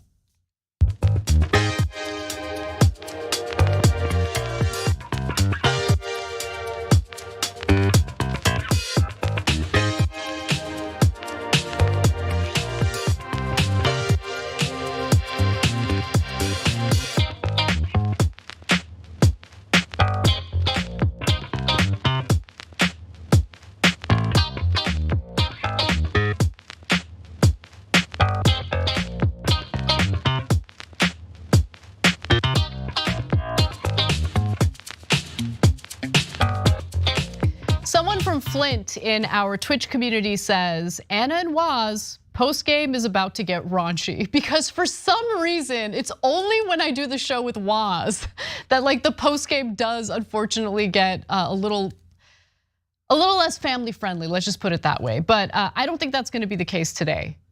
I don't think, we'll see. No, it is. We're doing that New York Times story about the new dinner parties. Okay, sorry Waz. That's never intentional, by the way. All right, let's go to our super chat section. Lots of comments that I haven't read yet. So Christina writes in and says, Franny, I adore you. Anna, you inspire me every day. Thank you. Thank you for that comment. I wish I had read it earlier when Francesca was on the show. Moondragon says, Jim Jordan should investigate this corruption, but I feel he won't. Jim Jordan investigating anything, including possible sexual misconduct by a wrestling coach is just inconceivable. Matt Gates on a white Ford Bronco writes in and says, can you imagine teachers having a school issued Glock but still having to purchase school supplies for their classrooms? Yes, I can imagine that, unfortunately. Ezra Graves says, a history of violence at 6 years old, he's a child. Violence didn't come downloaded in his brain. If she'd been killed, would he get life in prison? So the state of Virginia has laws in regard to children who are too young to be prosecuted. So if a child is younger than 7 years old, based on state law, he or she cannot be prosecuted. So I wouldn't worry about the 6-year-old, but when the teacher was referencing history of violence, she was referencing basically he had tried to strangle someone. You know, there are instances that she pointed to, but does that mean that the child was born evil? No, I don't think so. Obviously there's something happening with the kid, some trauma that's unresolved that he needs help with, right? So that needs to be dealt with for sure. It's just that we don't have a country that really values things like treatment and mental health care, so the problem will probably be compounded in some way because we live in America. Okay, Chaplain Fred writes in and says, oh, I read that already, I think. Frantifa and oligarchy, talk about Salty Monday, what's next? Jenks bicep of fury. Well, Cenk's on leave for now. He's on vacation, so probably not. We've got Mikey who says, if they want to arm teachers, are they also going to give teachers qualified immunity? Does that mean parents couldn't sue them for teaching CRT? It's a really good question. It almost seems as though Republican lawmakers haven't thought it through. We've got Michael who says, Australian gun control, weapon must at all times be locked in a secure heavy duty gun safe. I think that is a common sense law that we should implement here in the United States. I agree with that law completely. Special thanks to Dan Cruz for the super chat. Jason Ray writes in and says, Marjorie Taylor Greene is a loudmouth bully who can't take a punch. Agreed. CJ Jones also, thank you for your super chat as well. Let's get back to the show.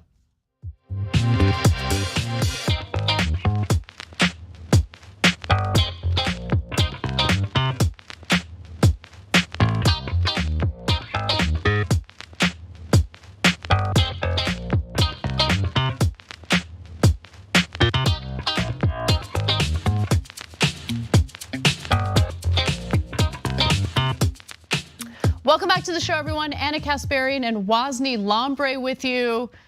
Let's get to the serious story about participation trophies and what these brave Republican lawmakers in North Carolina plan to do about it.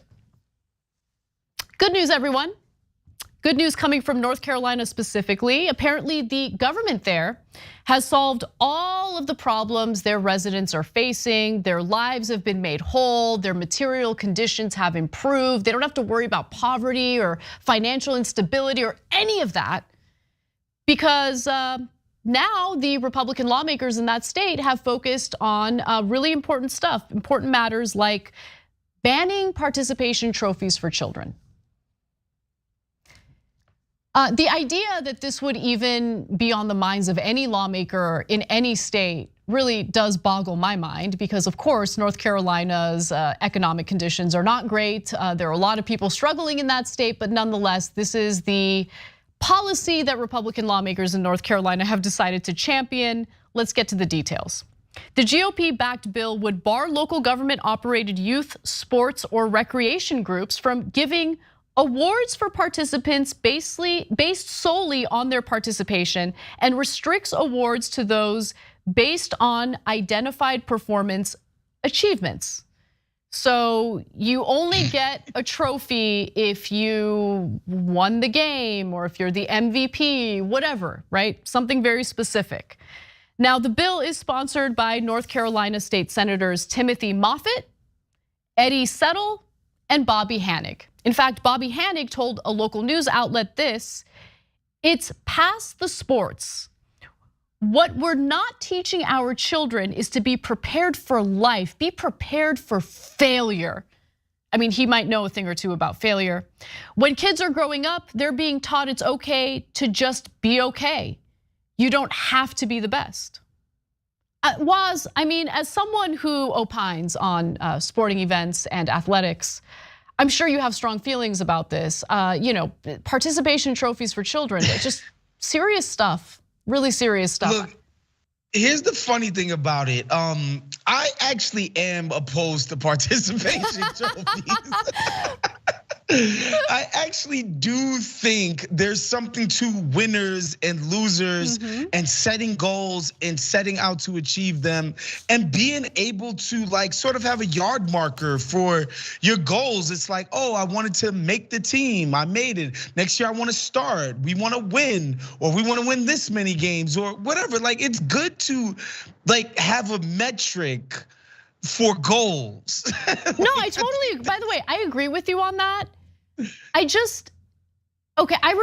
was a student not too long ago, right? Like, I'm in my 30s now, pushing 40. I get it. But I remember what it was like to be a kid. And if everyone in the class, or if everyone in my dance troupe, or whatever it is, if we all got the same, like, thanks for participating award, we would all know that it's like nothing to write home about, right? Like, kids aren't stupid. So like, what's really going on here, right? Like, is there something happening where there aren't specific awards given to people or students who really excel? Is everyone just getting the same award no matter what? Like, what's really going on? No, I think this is part of the save the children narrative. Like, anytime something has to do with the kids, we have to pretend that they're in this insanely grave peril where, kids can't even kick a ball on their freaking streets anymore. I think this is part of that culture. And more importantly, Anna, this is what counts for mass politics now. Okay, there is nothing you can do democratically. No matter who you vote for, who you get in office, nothing is going to change for you and your loved ones except for something like this. And that's what I think this is emblematic of. Like, even politically, nothing's gonna change.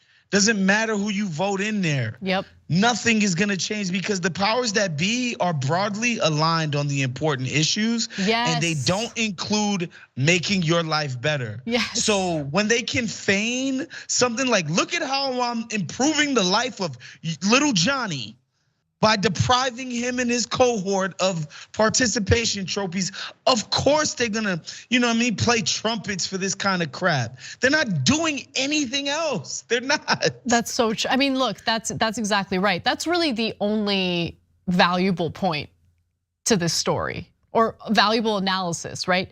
They're just distracting with this nonsense, okay? Because fact of the matter is the biggest problems in society don't root. Like, the root isn't participation trophies for children. But I gotta get to this one other quote because I thought it was hilarious. Because there's this guy named Dominique Brewer. He oversees a footage program? I don't know what a footage program is, but nonetheless, a footage program for children ages 5 to 13. I'm gonna guess that's football program. Maybe it's a typo. Anyway, it doesn't matter. Dominique Brewer was asked for comment for this story. And Brewer said that he was for certificates that acknowledged the child has competed in the league, but said it was not acknowledging their participation. Okay, so what? Because I played in softball when I was in high school. Not because I like softball, not because I wanted to play softball, but because I thought, the one thing that's really missing from my college applications is like a sport, because I don't like sports, I don't play sports, I don't even wanna watch sports, right? That's just not me. No offense, Waz, no offense. Hey, listen, I completely love that for you. Thank you. I love it for me too. It's a lot more stressful and time consuming than is necessary, to be honest. So you're lucky to be free from the shackles of caring about this stuff. If there's one thing I want to be known for, it's being free of stress. But anyway, no, I did it. I participated in it to get the participation trophy for my college admissions, right? I didn't excel at all. In fact, I wasn't allowed to play a single game because of how bad I was. I was benched the entire season. And I didn't complain about it, I loved it. So but I still participated. I went to every practice. I ran from the ball as it was barreling toward my face because I was terrified of it. Did that make me a bad person that I got that? No, and I think what they're trying to acknowledge, Anna, is something like a varsity Letterman jacket is a participation trophy. It's a way to signify to everybody, like, I played on this team, not necessarily that we won anything significant or that we were exceptional or whatever. No, I get to wear this jacket because I participated in this sport. That's a participation trophy. And they recognize that we should have these type of things. It's just, they're slowly realizing, like, what are we doing here? We can't just, eliminate the the recognition, any recognition at all that somebody played in a game or a sport just because they didn't necessarily win. Even that's just them acknowledging the flaws in their absurd, argument. Listen, I'm all in favor of doing away with participation trophies as long as we do so with lawmakers as well. You don't get a participation trophy, including the title of representative or senator if you're actually doing nothing. You're taking recess incessantly. You're spending all your time fundraising. You're not actually writing or passing legislation. I want to do away with those participation trophies, and then we're having a conversation. And then finally, to your point, and it's a really important point to drive home, Waz. The state of North Carolina is not doing well based on various metrics, okay? And the fact that these Republican lawmakers in that state are focusing on this issue tells you everything you need to know. They are deflecting and they are distracting from their failure to represent the best interests of the people in North Carolina. A recent study by Wallet Hub, for instance, ranked all 50 states across 51 key indicators to determine the best states to raise a family. And North Carolina was ranked 39th out of 50 states with a total score of 43.11. North Carolina also ranks 30th in the country for healthcare, but hey, no time to address that. They have important matters like banning participation trophies for literal children. So the bill to ban participation trophies has yet to be voted on. It needs to pass both chambers of the General Assembly and will be signed by Governor Roy Cooper in order to become law. None of that has happened yet. We'll see how it plays out. But my guess is no one, including the very lawmakers who wrote this legislation, genuinely care about it, genuinely see this as a big issue that needs to be legislated against. I think, again, that this is just a distraction. They should be frying bigger fish here.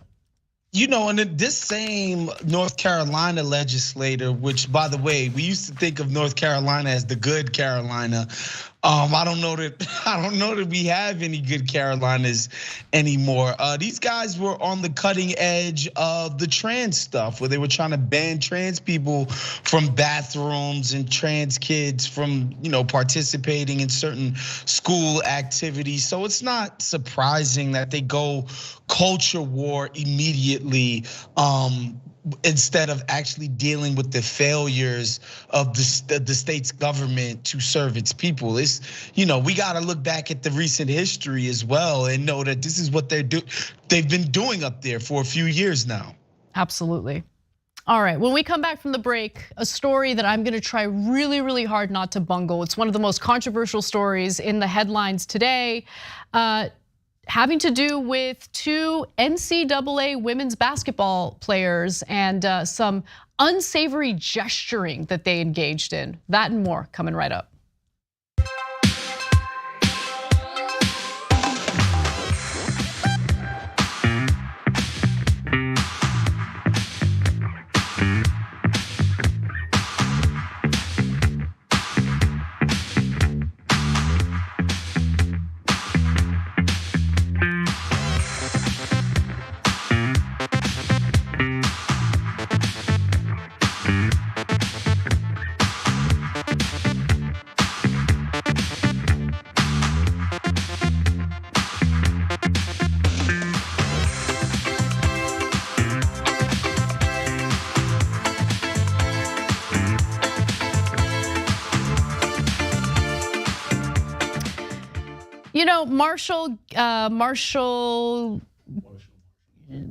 Marshall Ghetto, that's the handle on Twitch, says, I love Waz. Just simple message there. And you know what? I agree. We both get participation trophies for agreement, for participating in an argument we both agree on. Late Bloomer 66 has an important point to make, and what you write here is 100% true, just based on social workers I've talked to in the state of California. The crisis with social workers is happening all over the state of California. Up here in San Francisco, we are so understaffed in the social services where social workers are involved. It is hard because there are children and families that are being underserved due to the lack of social workers. That's exactly right. Just to give you a little more of what I've learned. So the work that my best friend does, she also oversees other therapists within this nonprofit. And like a few weeks ago, 3 of them just quit, with no notice, by the way, because they're like, we just can't do this anymore. Again, underpaid, underappreciated, undervalued. These are the most important jobs. These are essential jobs, and the workers go through a lot. Think about what it means to be a social worker, to have like an endless flow of clients who are dealing with all sorts of serious issues, mental health problems, all sorts of issues. And the fact that they also get like volunteered to do police work as well without anyone weighing in or like talking to them about it ahead of time is also a problem, and that's happening in California as well. They have no problem being part of that, criminal justice reform system, but they want to be part of the conversation rather than have a bunch of politicians volunteer them on their behalf without them being able to actually weigh in on any of it. All right, let's move on to some more comments. Avenger Dragon says there's a mental health provider shortage, a teacher shortage, and a social worker shortage because they are underfunded and underpaid, and education is underfunded, causing more shortage, leading to more burnout, which worsens the shortage. Exactly, you're right about that. Have the 701 Dragon says the biggest joke is when Starbucks calls their baristas partners. I know. I mean, it's like, we don't want to allow them to unionize. In fact, we will fire them immediately if we find out they're organizing their workplace, but we do call them partners. So I'm sure those platitudes will make up for the way we treat them. It's just ridiculous. Occam's Taser says, I wiped with the Starbucks statement. Was I supposed to read it? That's hilarious. Listen, obviously read it, know what they're saying, but take what they say with a grain of salt, considering all the labor violations they've committed. Not a Dragon says, management will always find a legal excuse to fire employees they don't want. You're right about that. And we are out of time. I'll see you in the show coming up.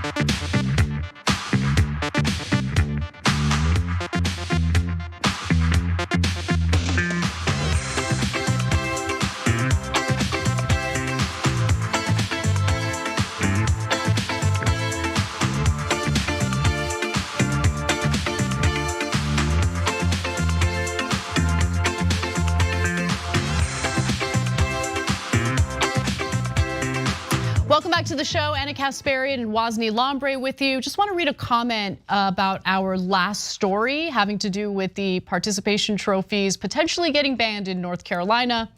Brad writes in and says, how about a compromise? Get rid of participation trophies and give them a free lunch so they don't have to go hungry. If I was an elected Democrat, I'd be proposing an amendment for every bill that even mentions children. That is a really great point, and I love your strategy there. You have thought about strategy approximately 100% more than most Democratic politicians have, which is depressing to say the least. Woz, any thoughts? I mean, that's beautiful and that's perfect. And I say that as a free lunch kid. I was somebody who always ate the free lunch when I was both in public school and Catholic middle school and elementary school, because they had a free lunch program at my Catholic school. Unfortunately, by the time I got to high school, St. Francis Prep was like, pay up, kid. Yep. There are more and more states that are, I mean, obviously blue states that are considering or have already passed universal free school lunch policy. I think that's the way to go. I mean, just go for it. What are we doing? It's $4 for the lunch. And the idea that we're gonna keep playing this school lunch game in perpetuity is ridiculous. But anyway, let's move on to a story that I typically would not cover, and I wouldn't cover it because I just don't understand sports and I always bungle sports related stories, but this one's an interesting one and I'm curious what you think, Woz. So let's talk about it. A player's hand gesture toward her opponent during the NCAA Women's Basketball Championship has sparked a massive and, in my opinion, ridiculously out of control controversy online. So let's give you some context on what happened. So LSU beat Iowa 102-85 in Sunday's championship game, okay? Now 20-year-old Angel Reese helped lead her team to victory over Iowa and their star, Caitlin Clark, okay? So Caitlin Clark is the star of the Iowa team, and the Iowa team lost. Now with under a minute remaining, Reese began celebrating by doing wrestler John Cena's "you can't see me" gesture. It looks like this, okay? Which she directed toward Clark, okay, the opposing team star player. Now, we can't show you the video for copyright reasons, but here you just saw the image of the gesture in question. She then pointed her finger, or pointed to her ring finger, as you see in that image, alluding to the championship ring she'd soon be getting.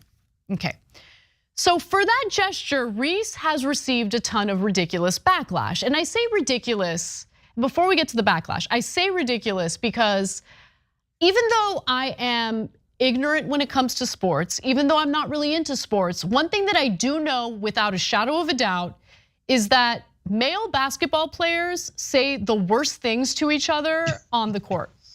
I know that, I've heard it, I've seen it. The NBA, like the players crap talk one another like crazy. And it's not a big story, it's not a big controversy, but for some reason this story is. So let's get to the details on what the backlash was. Dave Portnoy, who is the Barstool Sports president, said or called her a classless piece of, and then used an expletive there. Even Keith Olbermann weighed in on this, saying, "What an effing idiot." It was, what, I don't, just let them fight. Like what, and by the way, not physically fight, but who cares? Why is this even a story? Who cares? It's a story because of the subtext, right? If Keith Olbermann and Dave Portnoy just got their tweets off and everybody called them idiots, we would be able to move on with our lives. But there is a subtext sort of happening below the surface that, for whatever reason, responsible people in media just refuse to sort of attack head on. And we can do that here because this is TYT, right? The Caitlin Clark young lady, right? She has been breaking records, viewership records this entire year and this entire tournament. They played a sold out arenas. She's gotten a lot of attention for her game. This has been going on for a couple of years now. And the reason for this is, yes, she's a cutesy little white woman doing it in a predominantly black sport, but her style of play, which is flashy ball handling and long range shooting, is legitimately exciting. It's legitimately new to the sport of women's basketball, the way that she's doing it. She's legitimately a Steph Curry type of player.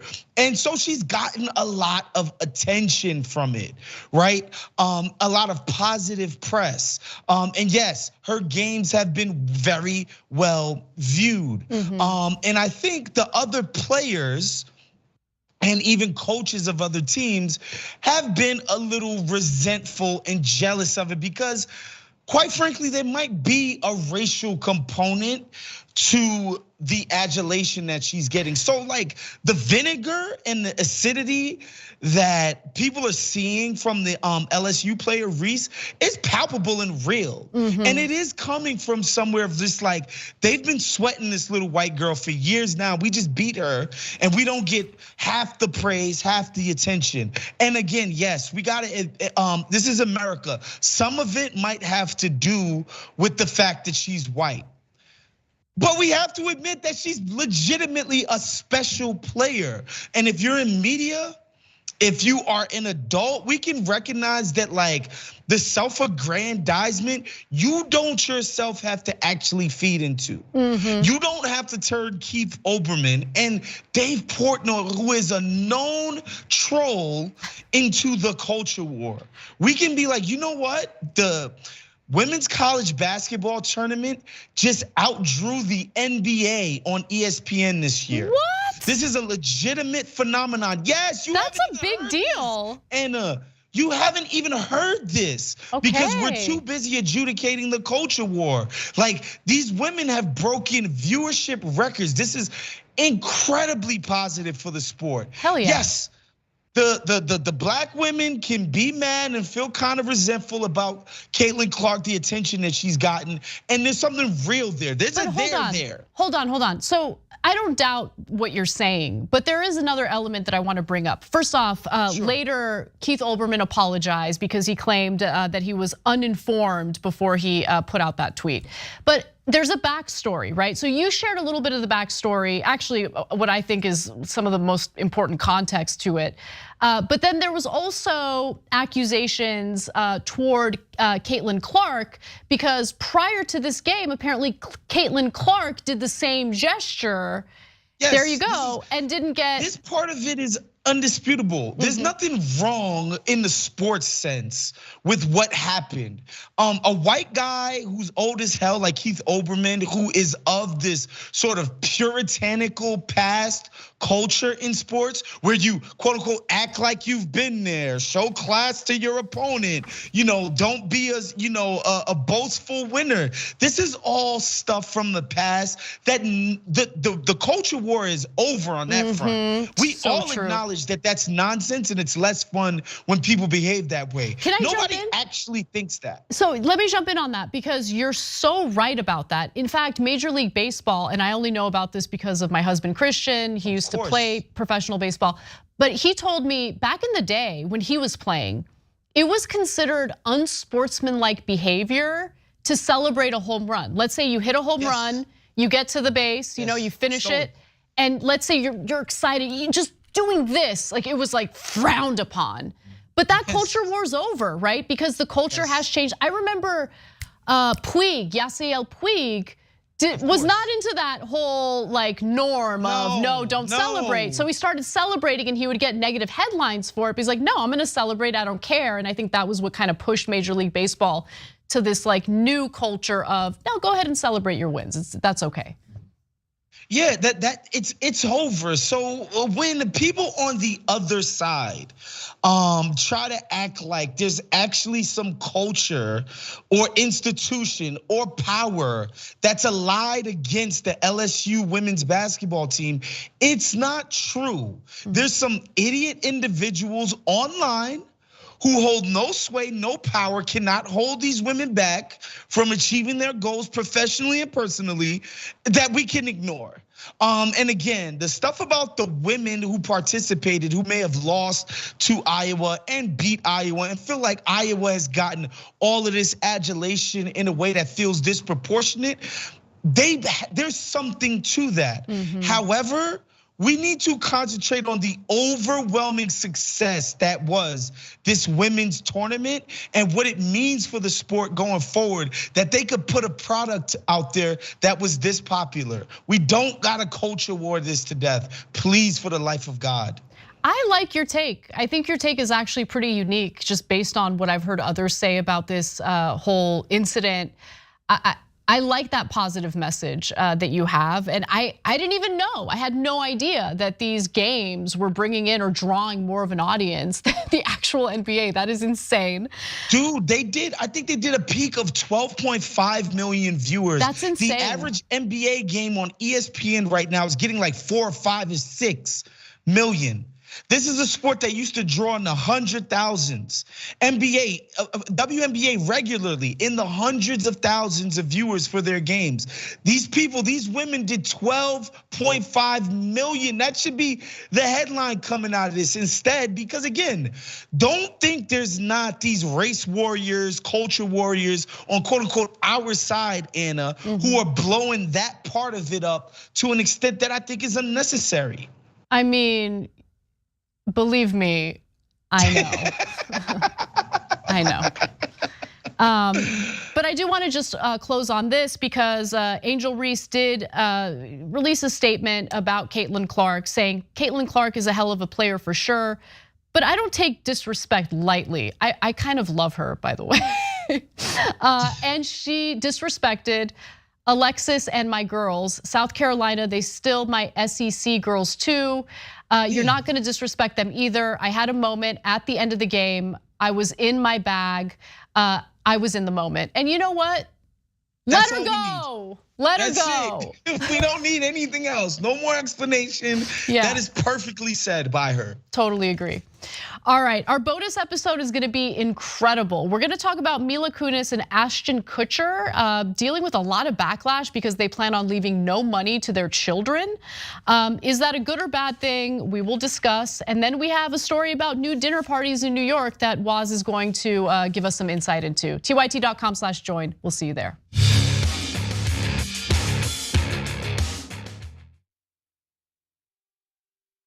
Every day, the Young Turks delivers 2 hours of solid, fact-based, timely news and progressive commentary on all the day's most important stories.